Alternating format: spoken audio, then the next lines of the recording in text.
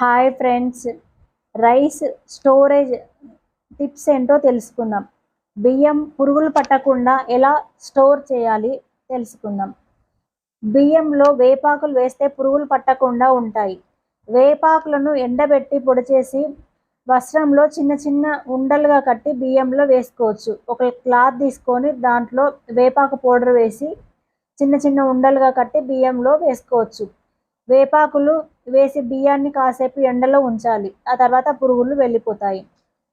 పురుగులు పట్టిన బియ్యంలో పురుగులు పట్టిన బియ్యంలో లవంగాలు వేయాలి. దీనివల్ల పురుగులు బయటికి వెళ్ళిపోతాయి. బియ్యానికి పురుగులు పట్టకుండా ముందే వేసుకోవచ్చు లవంగాలు. బియ్యంలో ఎండుమిర్చి వేసిన పురుగులు బయటికి వెళ్ళిపోతాయి. బిర్యానీ ఆకులను కూడా వేయవచ్చు. నెక్స్ట్ బియ్యంలో పురుగులను కర్పూరం కూడా పంపించేస్తుంది. బియ్యంలో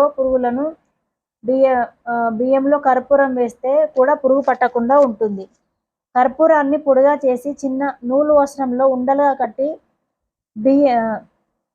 బియ్యం పాత్రలో వేసుకోవాలి. కర్పూరాన్ని వస్త్రంలో చిన్న ఉండలుగా కట్టి బియ్యం ఉన్న పాత్రలో వేసుకుంటే కూడా పురుగులు బియ్యంలోంచి వెళ్ళిపోతాయి.